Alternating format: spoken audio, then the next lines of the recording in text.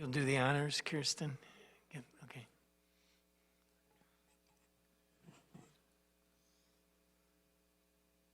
There's a backup here. You're welcome.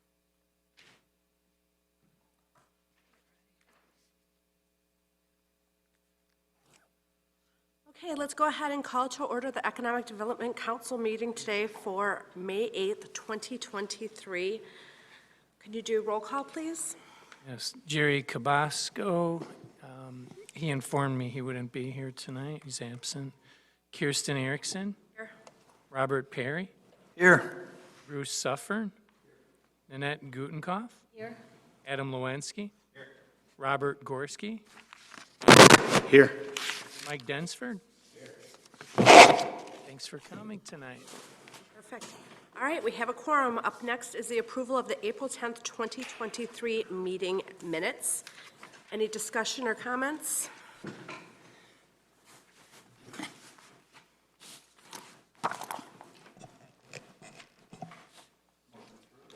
Motion to approve? Anyone care to second? Is that you who seconded, Mike? Okay, perfect. We have a first and a second. All in favor? Aye. Thank you. There's nobody from the public here, so there's no public comments. All right. Tony, can we do the BEDA program update discussion? Scroll a few, Joey D. So we've had the BEDA program around for a few years. Those of you who've been on the EDC for a while know all about it, and some of our newer members know about it. One's a BEDA two-time applicant, and I know Commissioner Densford has reviewed the program pretty thoroughly and had an application at his very first meeting. So before I launch into a little memo about updating this program, want to review a lot of the good things about it. And it's been around now for about 5 years. Of course, it took a while for us to get, our first application was probably 4.5 years ago. If you, those of you who've been on the EDC for a while remember Indian Express was the first application.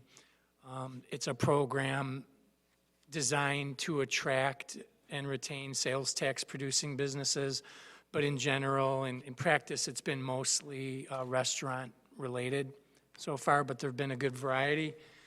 Just to go over some of the highlights of it, it's attracted over $7 million in private investment, and the funds that we use for this are the village's share of video gaming revenue. I do have to put a little asterisk next to the $7 million because like about $6 million of that's been in 2 projects, and one of them being more brewing that's still being built. And the first really big BEDA program we had, where Mr. Densford is a tenant there, was the conversion of the former Bartlett Plaza into Streets of Bartlett. So again, to recap a few, the program is turned, Bartlett Plaza has been converted into Streets of Bartlett. A vacant restaurant, or vacant office was a big BEDA grant a few years ago for $50,000.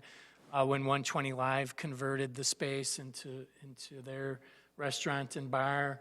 The vacant grocery space has been also converted in Streets of Bartlett. That was an additional BEDA grant made to O'Hare's, if you recall. A home-based business, the village's first bakery in about 10 years. Got 2 BEDA grants. The first one, a little one in the back rear unit of Main Street Plaza, and then within the last year, moving across the street to Town Center. I do have to mention one of the bigger BEDA grants. We've had a 2-parter converting a 140-year-old barn into a tapas bar right there at Banbury Fair. So we've had quite a bit of experience making quite a number of grants. No 2 have been exactly the same, except for maybe some of the small sign grants that come in, and typically those are 50%. What we've wanted to do we did a pretty thorough review of the BEDA program, and so what we have now are a series of recommendations that we would like the EDC to weigh in on. And basically, this, best way to describe it is it tightens up the program a little bit. It gives it a little more teeth. The EDC and the board ask a lot of questions when the grants come before you and them about, what if scenarios and how to best protect the village's investment. So I thought long and hard about this and did, a good amount of research on it. Met with Scott here, of course, and Village Administrator Paula Schumacher to go over some potential modifications to it. So there's the background, and I'm going to walk through these. I can either walk through them one at a time and just say, what do you all think of that? I think I would prefer to probably go through all 8 because a lot of them some of them are fairly simple and don't really require much discussion, and others might. So I think that's what I'll do is I'll kind of plow through these 8 right now. The first one is adding a consent form. We haven't done this. So far, it's come one, come all, fill it out, and we've never really done any background checks. Not to say we would feel compelled to in every instance. I think a lot of the applicants and one of the commissioners is a prime example of somebody whose record speaks for itself. But every so often we have somebody new or unknown come in, and we want to perhaps give ourselves the opportunity to perform a background check if necessary. And I use the word may instead of shall or will. It still leaves a little bit of discretion. If it's somebody who has 5 successful restaurants for 15 years, maybe you don't do it.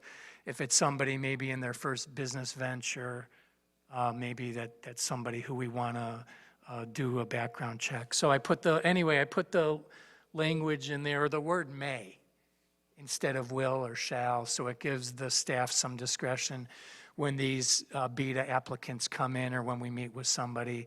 I could go over all the examples of people we're working with now, and it's the same as the form, all the BEDA grants you've seen. It's one or two perfectly new people who we don't know at all, and there's other applicants who've run businesses here for 10, 15, 30 years looking at doing these. So that's one. I go over that a little more because it's one of the bigger, it's a short sentence, but one of the bigger changes.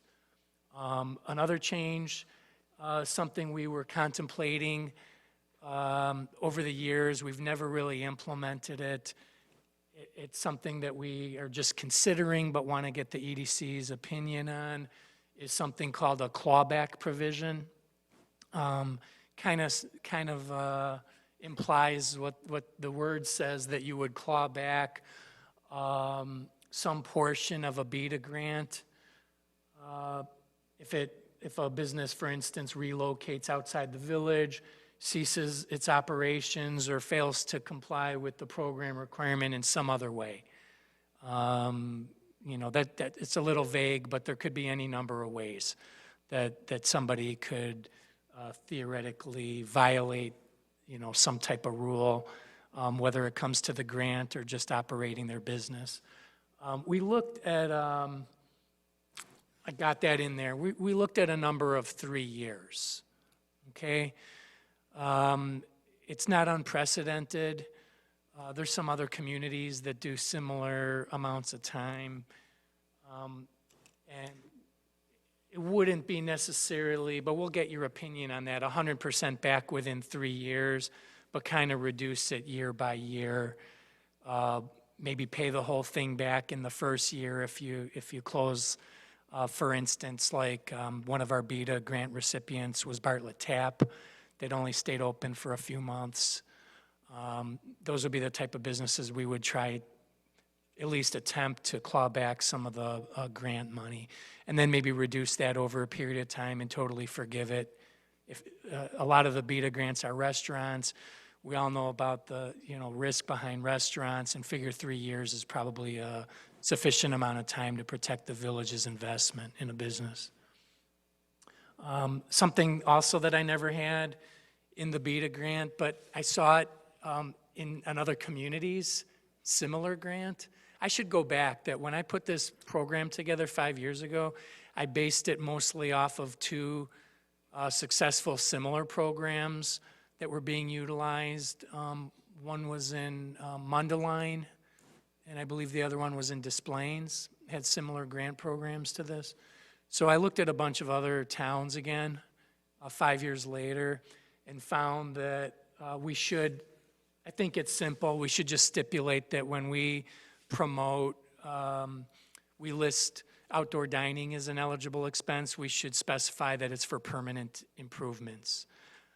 We did grant, as a village and an EDC and a board, we did approve a BEDA grant that never got paid out or never completed for another business that closed in a couple of months. It was called Trackside Diner, and their BEDA grant included just some tables and chairs and umbrellas. And, upon reading some of the other towns' similar programs, I realized any two of us with a U-Haul truck could move out every table, chair, and umbrella in about 2 hours. So we don't want to see those fixtures moved to some other community. So we should probably make it just outdoor dining, something like putting in fencing or pouring a new patio or bricks or something like that. Stronger language, this has come up from time to time, again, for those of you who've been on the EDC for a while, where the board and the EDC approves a BEDA grant, and then we wait and we wait and we wait for something to happen.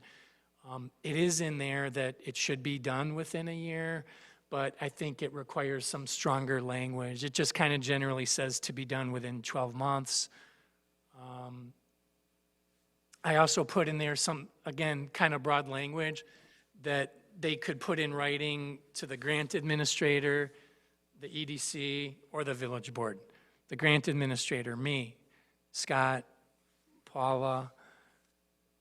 If somebody's going to take an extra 2 months, we don't necessarily need, I don't feel like we necessarily need to march them back in front of the EDC and the board to explain. When it's delayed, there's only one reason always, is financial. So we do follow up on people who've received BEDA grants but haven't done it. We just want to give it a little more teeth and a little more formal. So they have to maybe inform us. So when you ask, why hasn't this been done or that been done, we can say, well, they requested an extension. This is require verification of a certificate of occupancy and a valid business license. You would assume that that would be part of the whole process, but it hasn't always worked out 100% that way. So that's just something we want to have in there, instead of me always assuming that the person has a valid business license like I do, to maybe just take that extra minute or a few minutes to prove that they have a valid business license. And following up on that would be to also be current on all payments due to the village. Again, that can be a wide spectrum of things. That can be from anything from as simple as a water bill all the way to some kind of fine that was levied and unpaid, or a permit that's been unpaid. Again, I'm not going to go over every instance on every BEDA grant, but that's just something I think should be in there to make sure everybody's caught up on all their fees. We're not really talking about chasing them down for fees to the federal government or state or anything like that, but they should be at least current to the village. Number 7, this has come up again on actually some of our very smallest grants that have been signs, where somebody might get a quote for $5,000, the EDC and the board approves $2,500, and then lo and behold, their sign costs $4,800. So what we've done in practice so far in any instance where the expenditures have come in lower, we always just go straight to the, whatever the percentage is. If it's a big project and they got 32%, we pay them 32% of less. If it's just what we've done in practice, but this is formalizing it. It's come up time and time again at the EDC level. This doesn't really address if it comes out to more, but if it comes out to less, if it comes out to more, as has happened in a few times, for instance, with Pasta Mia, between the EDC and the board, what we did was we presented to the board the updated estimate, and they actually increased the BEDA grant amount by it was a negligible amount, but it came out to maybe an extra 1,000 or 2,000 more than what he presented to the EDC. And then the last one, actually this came up in a conversation last month, so I'm glad that it did. It's not a business that we're going to do a BEDA grant for, but it's somebody who only has a very short amount of time on a lease, 1 year. So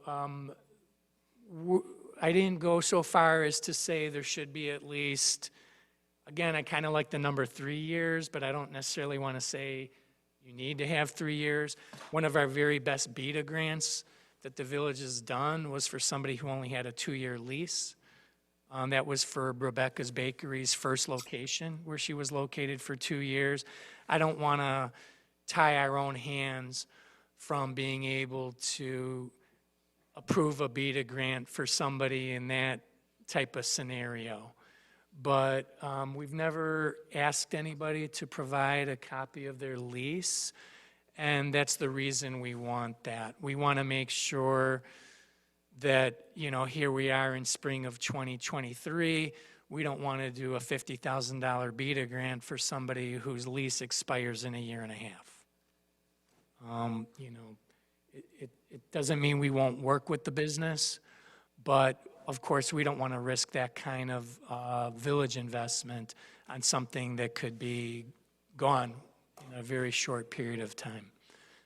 So that's a lot of changes. It's the most changes that we've presented to the EDC. Like I said, some of them are kind of simple, like making sure their bills are paid to the village and making sure they have a business license.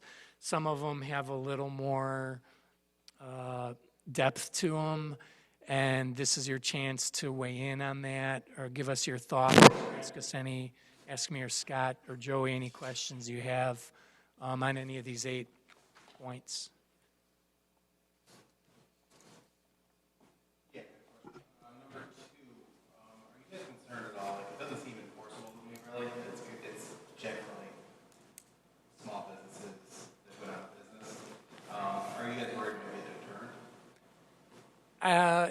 In a word, I don't know if worried is the word, but that is definitely something that I've thought about, and that it's true. A lot of I think with very few exceptions, every one of these applications has been something or other LLC doing business as whoever. So yes, we know that when an LLC, if it goes bankrupt, if it goes out of business, it can be difficult. Can be impossible to collect, but there's so many different, like I said, there's so many different types of BEDA grants. For those that are tied to specific properties, and if the owner applies, for instance, let's say there's a single tenant owner-occupied building that we would do this with. There are definitely ways like imposing a lien on a property that you can do. If it's somebody with a series of businesses, there's ways. I'm not an expert, and I don't think Scott's an expert in every way to collect. We briefly considered doing this when we started the program. So are we worried? I don't know if, I think our village attorney will probably have to be involved with trying to recoup any of that.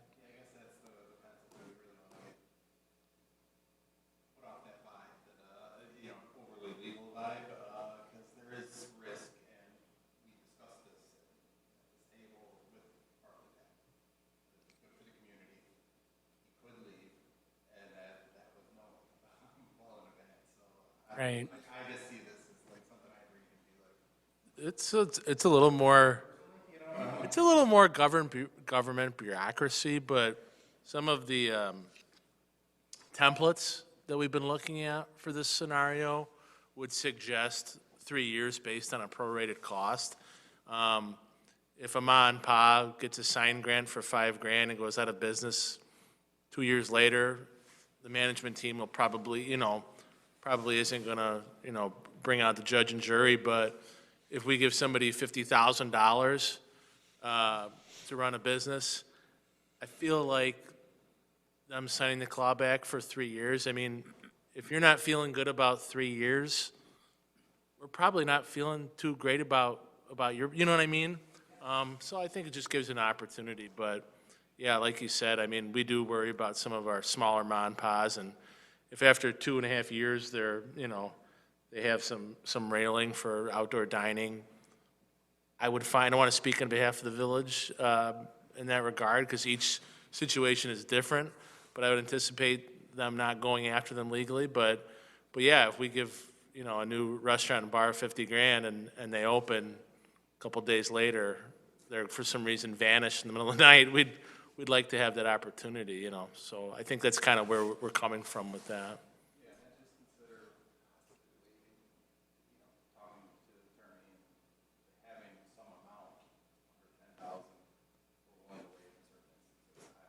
Yeah.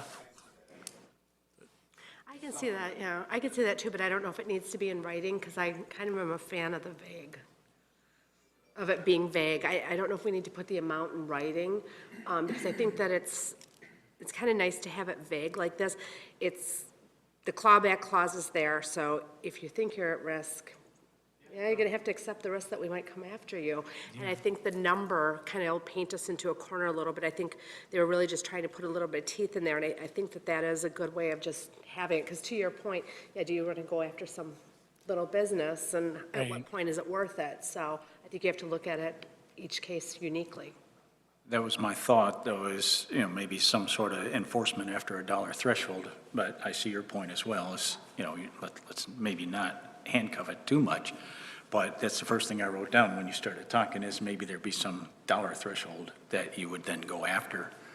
Because you're right, there's a big difference between a $3,000 sign and a $50,000 remodel, right? And I kind of like it vague also, because as you go further down and you're talking about the valid business license, to me, that means, not just their village license, which is easy to check, but are we looking for certificates of good standing on CyberDrive? We are seeing in the financial industry, fraud has moved away from consumers to business fraud big time. And so that's really kind of where we look to get all of our support and information. And a lot of those things, like the certificate of good standing, that's part of the business licensing process that we do. We have them turn all of that in, so the business license just helps check all those boxes. Good. Those are all good suggestions, and we'll make sure we talk to the management team about those specific ones. I have 2 questions. One, first of all, you have 8 of these. Was there anything, when you were doing your research on the other towns, that you were considering, but you didn't throw it out here? There were. I'm not going to get too into it for the reason that we have a general, in the application, okay, you all have some paper copies in front of you. There's a page where it says eligible project costs include, okay? And it was started off as kind of, again, very broad. The only thing that I looked at was kind of spelling out a little bit more about build-out. But when we met with the administrator and talked about some of the specifics, electric, plumbing, drywall, this, that. When you see these applications before you, we kind of pick through that, when we bring them in front of you. And speaking of picking, I'm gonna pick on Commissioner Suffern.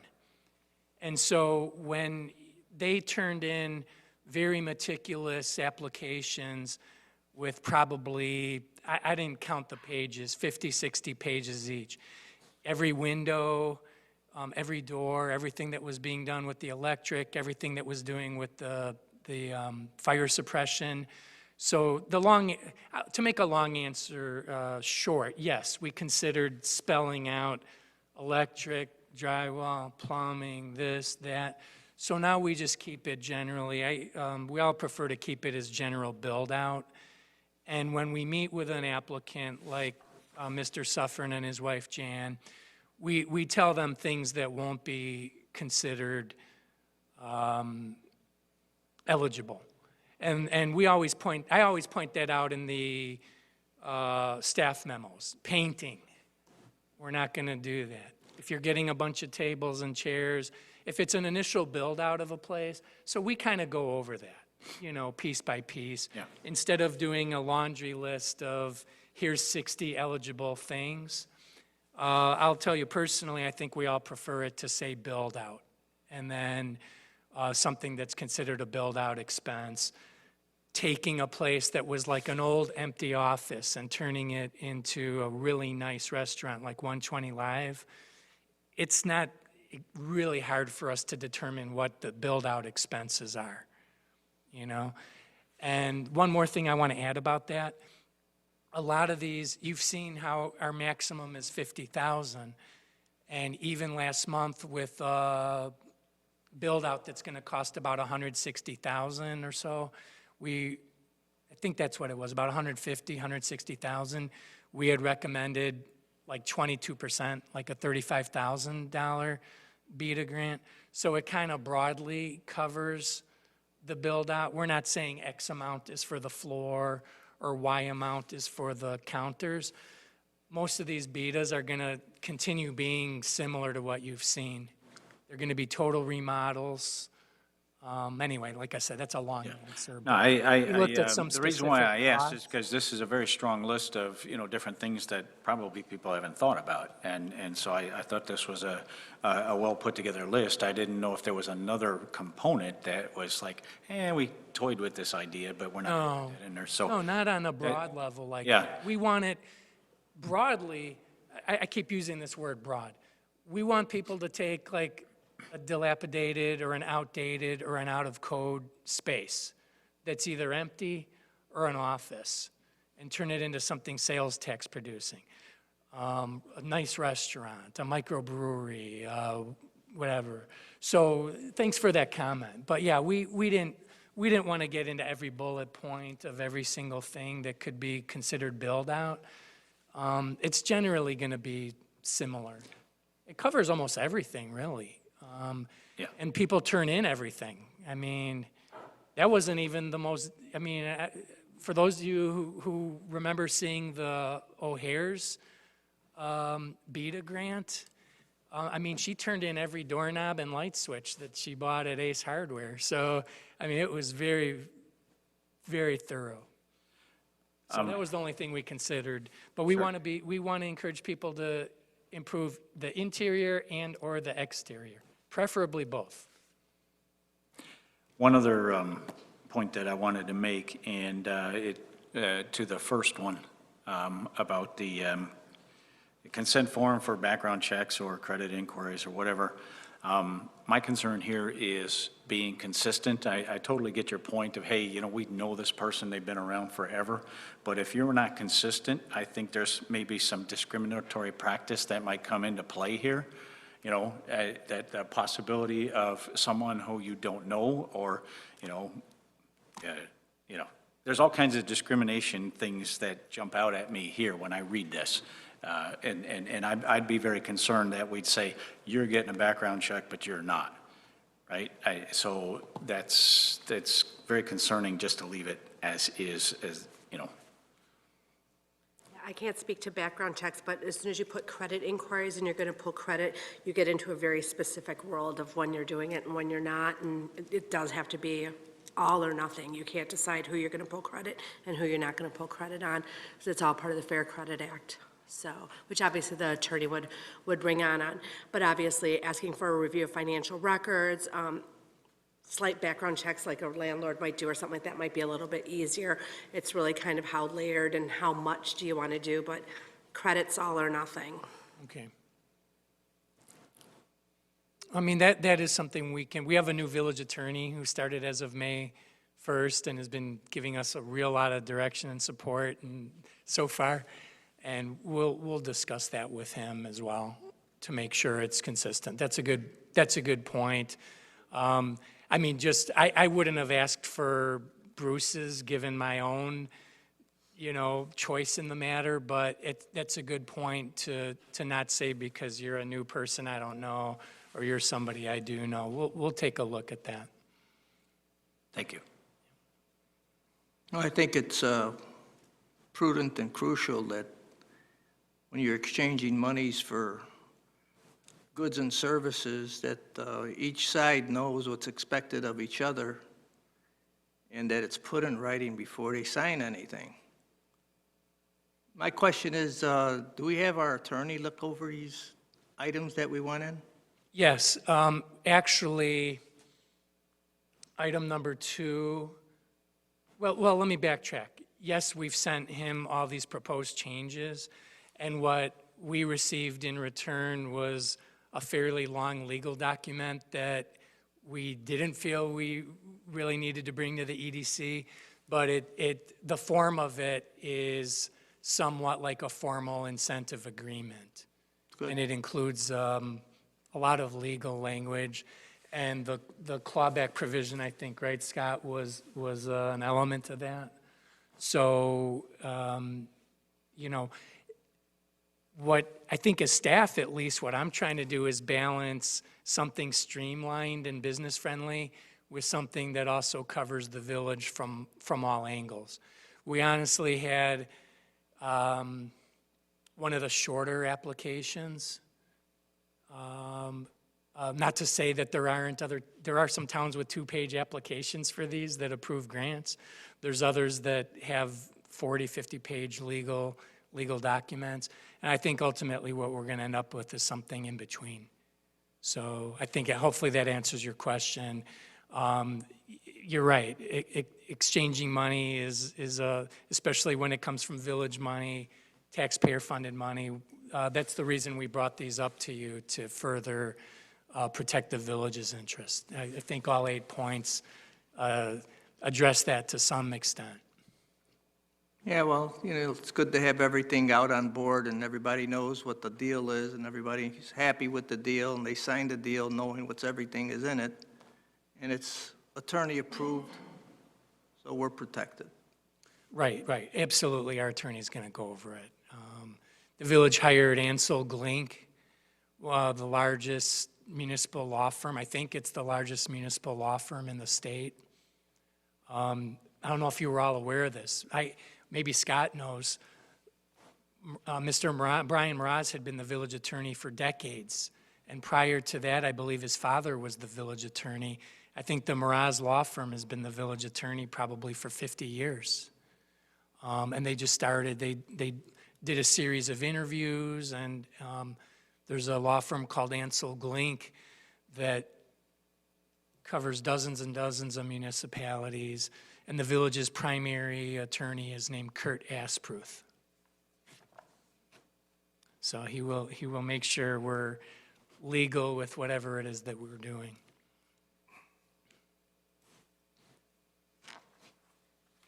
Are there any things that jump out at you that we might have missed?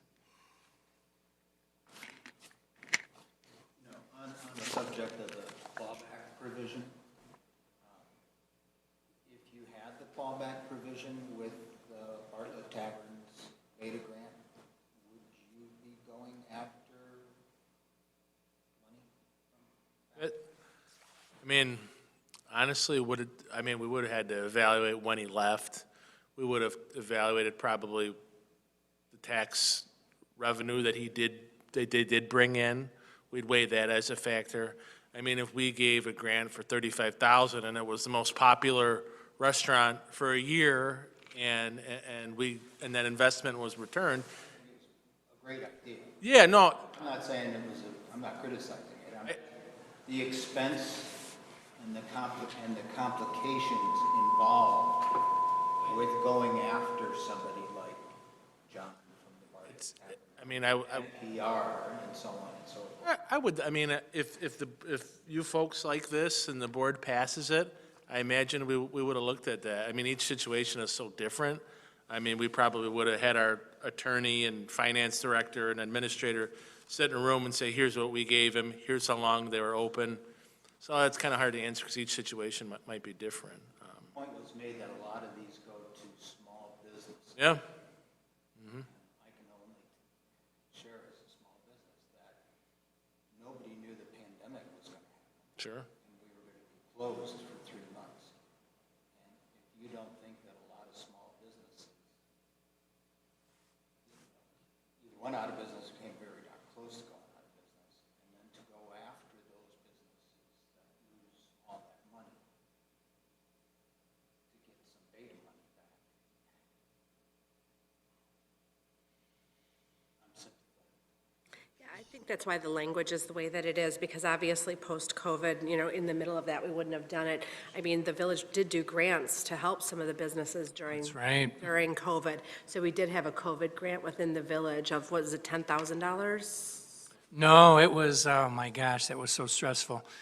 Yeah, the EDC, myself, I worked on it for 2 weeks. I brought it to the EDC, brought it to the next board meeting. We did about 31 grants. They were essentially mini sales tax rebates. We had to, the quickest way I can describe it is we took what their 2020 sales tax revenues were, and we compared it with their 2019 sales tax revenues, and we rebated back 50% by my recollection of the difference. And between the three of us and somebody else named Sam, we called every business in town. Well, eligible business. That's a whole story. That was very stressful. But we got, we got about, I can't remember, I think about 30 grants done. And some of them were just like a couple $100, and some of them were up to like 10,000. So 10,000, I think, was the maximum.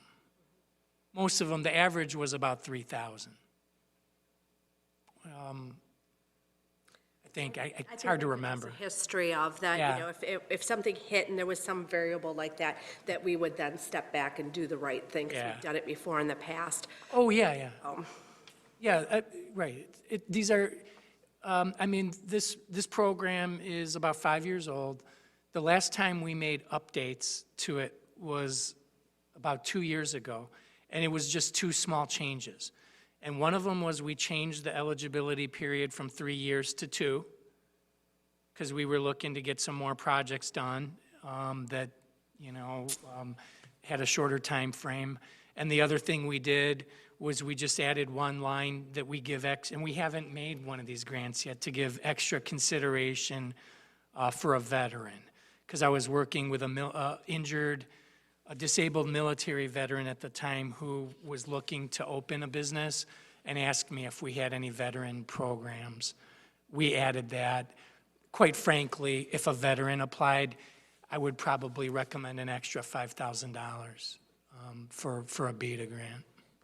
But we haven't had one yet.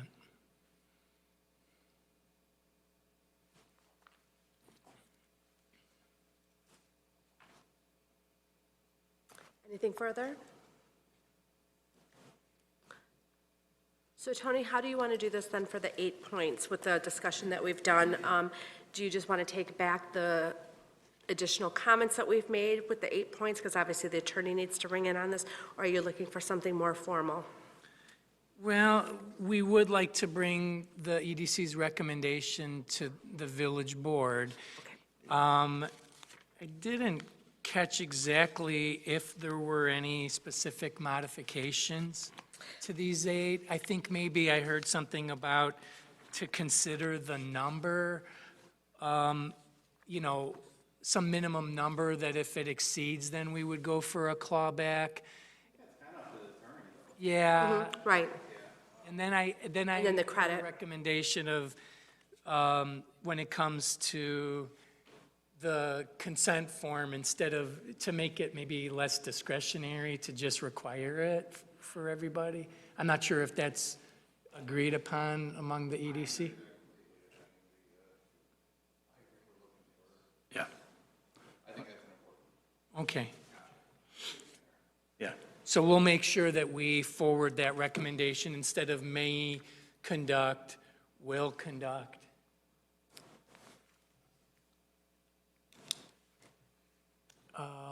Let's see, to add a consent form notifying the village will conduct, okay.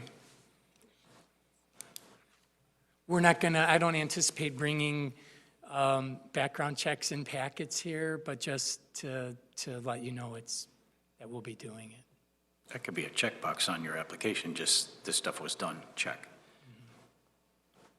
Yeah. So are those the modifications then? The really one modification? One modification. Okay.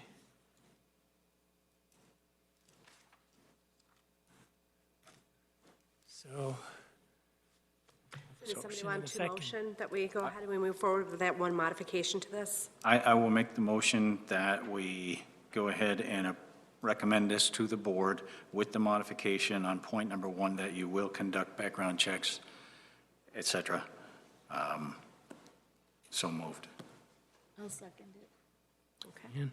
I second it. She- All right, perfect. Okay, I'm going to call for a vote. sure. Mike Densford? Robert Gorski? Yes. Kirsten Erickson? Yes. Nanette Gutenkoff? Yes. Bruce Suffern? Robert Perry? Yes. And last but not least, Adam Lewinsky? Good, great. Motion carries, and we'll forward those recommendations probably to the first board meeting in June. So we can get these modifications made and bring you some more BEDA grants. The new year for BEDA grants, May 1st. It is, it is. New fiscal season. Okay, any new business to share? I don't really have any new business or other pending items tonight. I don't know if anybody else does. On with the branding program. Oh, that's a good question. Yeah, that's another item that'll probably be going before the board next month. The reason for that being, as we've talked about at the EDC a few times, the amount that we've budgeted doesn't exactly match the amount of the proposal for A5. So Scott and I have met with, what's his name, John Harris last week, and what we're working on is some type of phasing of the project to fit within our budget. So we're waiting for more feedback from him to come back of how they propose doing it. We've already proposed doing it in phases, so we can fit it within our budget. I think the anticipation is to carry out the whole project, but maybe slow roll it a bit so that way we can budget accordingly.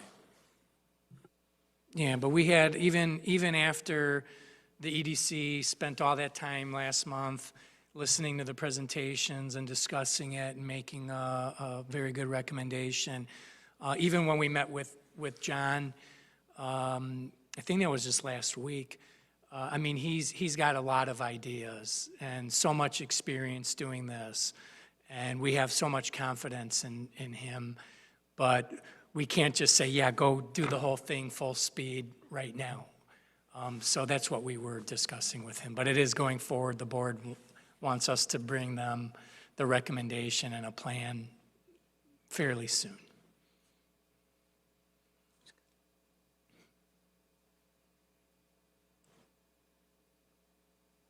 Any other questions?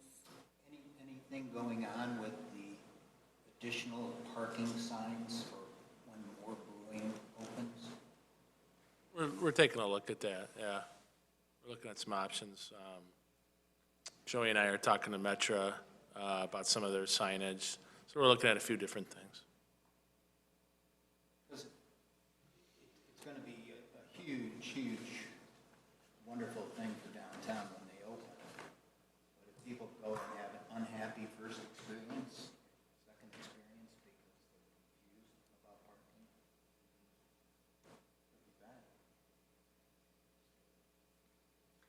I think people are starting to figure it out, because last Friday afternoon, we saw this couple go to dinner like a lunch, down to TL's, and like 3 hours later, I was like, are they coming back to get their car? Are they gonna keep it here at the bank all weekend?